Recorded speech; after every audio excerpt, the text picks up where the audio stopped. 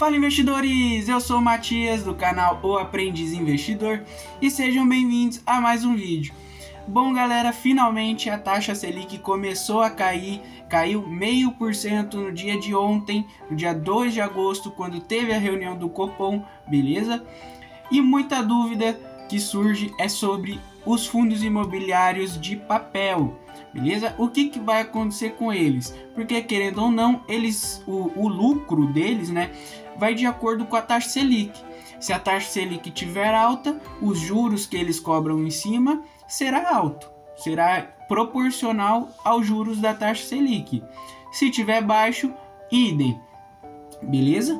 E essa é uma dúvida que muitas pessoas possuem, porque com a Selic abaixando, consequentemente, os dividendos dos fundos imobiliários de papel também devem abaixar. Não concorda comigo? Mas antes de ir para o vídeo, eu já peço para você que você deixe aquele joinha maroto, que vai ajudar demais na entrega do canal. Assista o vídeo até o final e se você gostar, eu convido você para se inscrever no meu canal e conhecer mais vídeos meu aqui no canal, beleza? Então bora pro vídeo.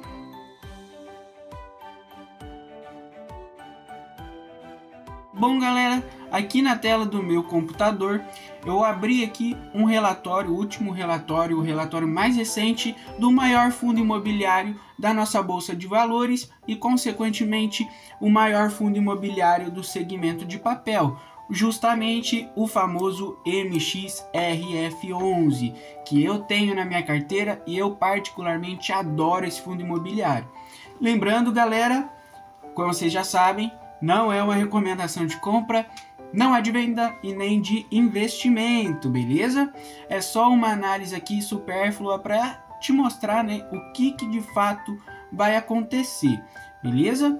Então a gente já pode ver aqui nos resultados financeiros e distribuição por cota nos últimos 12 meses. A gente pode ver que nos últimos 12 meses, em julho de 2022, ele chegou a distribuir aqui 12 centavos, beleza? E chegou a distribuir 12 centavos e aqui foi aumentando, diminuiu um pouquinho, depois foi aumentando e tudo mais. Mas a gente pode ver que ele sempre ficou numa média ali de 10 centavos, 12 centavos, por aí, beleza? Ele sempre ficou nessa média aí.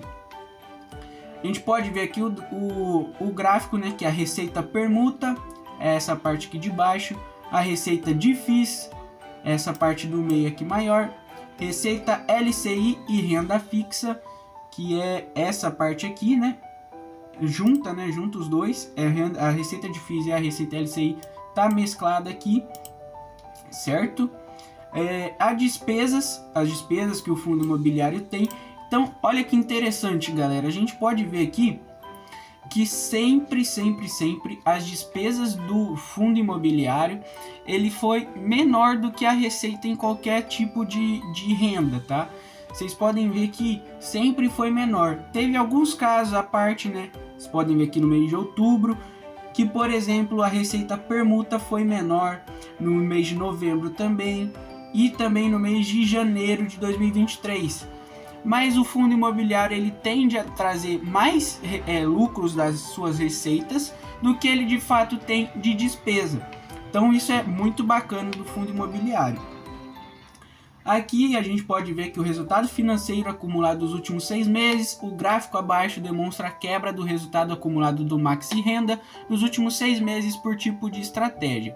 É importante destacar que as permutas financeiras, representadas por receitas permuta, possuem fluxo de caixa específico, em que as receitas ocorrem com mais intensidade nas datas próximas ao habite-se, diferentemente do book de CRIs e de FIIs. Maiores detalhes acerca do fluxo de recebimento de permutas financeiras podem ser obtidos nas respectivas seções abaixo do relatório. Então aqui a gente consegue ver um gráfico. Receita de permuta ficou aqui em 0,8, né, como aqui destacou, teve uma quebra do resultado. Aqui a gente tem as receitas de CRIs que aumentaram bastante. A receita LCI e LCA, né? LCI e renda fixa, perdão. E tudo mais, despesa e o resultado. O resultado dele é todo isso aqui somado, é a diferença da despesa com toda essa soma aqui, beleza? Que aí dá 0,7. Bacana. Aqui a gente tem a rentabilidade, que a gente pode ver aqui também nesses gráficos daqui. Vocês podem dar uma olhadinha depois, mas eu vou passar isso aqui, tá? Porque para o vídeo de agora não é tão interessante. Agora sim chegou a parte que mais interessa, beleza? Portfólio. Abaixo informações do portfólio do fundo, inicialmente sobre a carteira de CRIs e permutas. Novamente, CRIs são certificados de recebíveis imobiliários e permutas, contendo as taxas médias do portfólio e uma tabela de sensibilidade com estimativa da taxa implícita de aquisição dos CRIs e permutas a depender dos preços no mercado secundário. Aqui a gente pode ver deságio cota patrimonial. Você vê que aqui operou negativamente, né, em 3 ocasiões. A cota no mercado sempre ficou nessa faixa, então ele sempre foi bem acessível. O yield de IPCA e o yield de CDI. Galera, o yield de IPCA e o yield de CDI, ele é diretamente ligado com a taxa Selic, beleza? Então é o que eu falei ali antes de começar o vídeo, que o yield, que a taxa Selic diminuindo, o yield do IPCA também tende a diminuir e o yield do CDI justamente também tende a diminuir. Mas o que vai mudar, Matias? Tem como essa taxa não diminuir? Tem, galera. Acontece da seguinte forma: a empresa, né, o Maxi Renda, ele pode fazer essas negociações de juros de duas maneiras, com uma taxa pós-fixada e pré-fixada. A pós-fixada vai andando de acordo com a taxa Selic, e a pré-fixada já é fixadamente ali a taxa que vai ser cobrada. Então, por exemplo, ali 10% pré-fixado. Se a taxa Selic cair para 2%, 1%, vai continuar mantendo os 10% que foi pré-fixado. Se for 10% pós-fixado, a taxa Selic cai para 1%. O pós-fixado vai junto com a taxa Selic.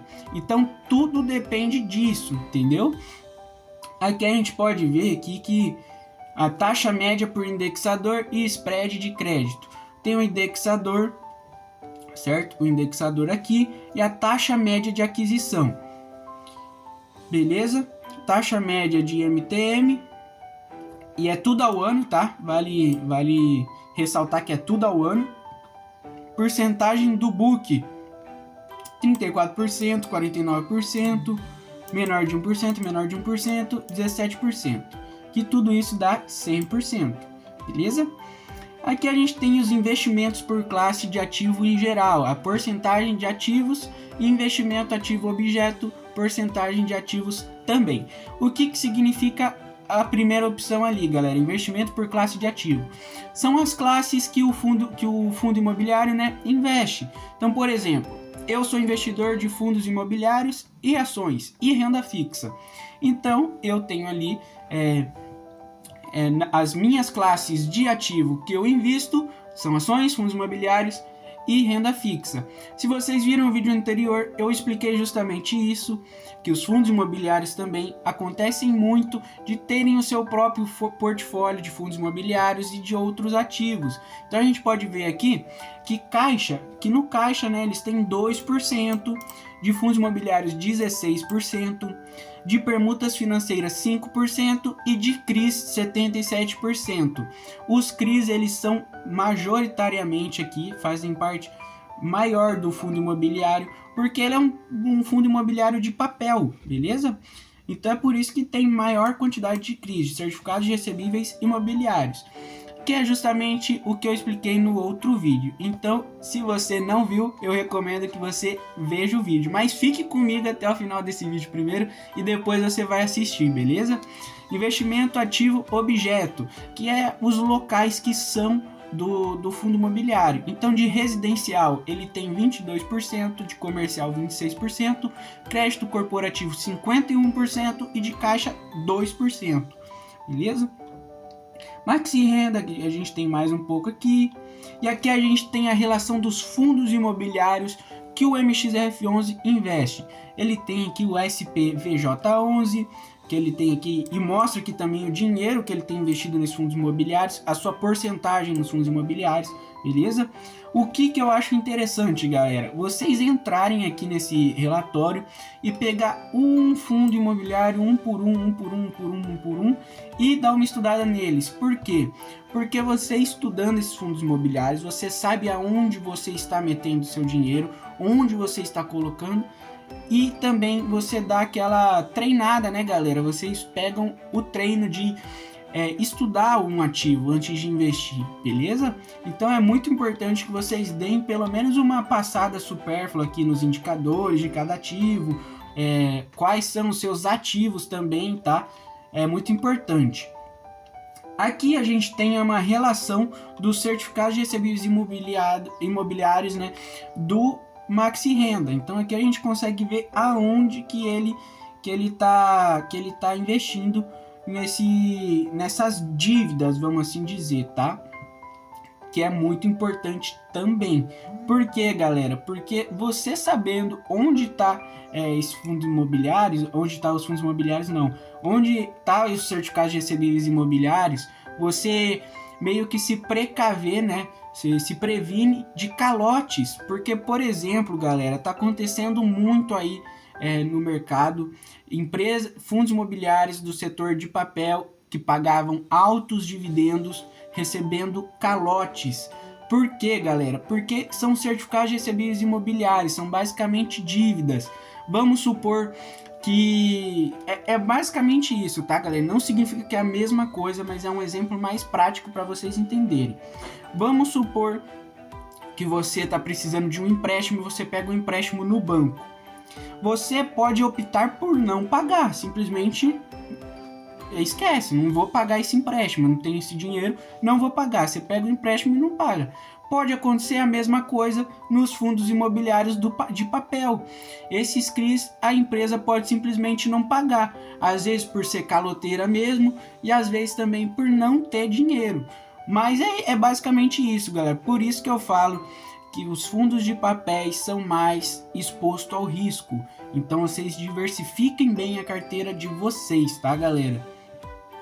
E aqui tem a data, né, de duração desses CRIs, que é quando vence esse pagamento deles, beleza?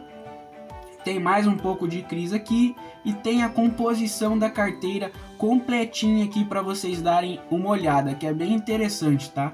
Mas o vídeo basicamente foi esse, tá, galera? Eu quis explicar para vocês que vocês não precisam se desfazer dos fundos imobiliários de papéis, tá? Ele tende a começar a pagar menos e os de tijolo começar a aumentar os dividendos. Mas é igual eu falei para vocês, galera, tudo depende, tá? E as ações e fundos imobiliários não são só dividendos. Então prestem bem atenção na hora de mexer com o dinheiro de vocês. Eu particularmente não vou mexer nos meus fundos imobiliários de papel. Eu gosto deles, são bacanas. E outra, né? A taxa Selic na sua vida inteira ela sempre abaixou, diminuiu. Então no curto prazo não faz diferença isso. Se você vai vender agora o seu fundo imobiliário de papel, comprar de tijolo e tudo mais. Novamente, como eu lembro vocês sempre quando eu criei o meu canal, não pense no curto prazo. O jogo é de longo prazo, é de juros compostos. E se você estudou juros compostos, que eu acredito que você tenha estudado na escola, os juros compostos trabalham ao decorrer do tempo. Então é basicamente isso, galera. Prestem atenção na hora de mexer com o dinheiro de vocês. E lembrando, eu tenho o MXRF11 na carteira, mas eu não estou recomendando você que tenha também, tá? Olha aqui o relatório, olha aqui também no Fundos Explorer, os comunicados do fundo, os dividendos, aqui é a cotação, a simulação também, olha tudo que tiver que olhar antes de investir o seu dinheiro, beleza? Então basicamente foi isso, um beijo no fundo do coração de vocês, um forte abraço e fui!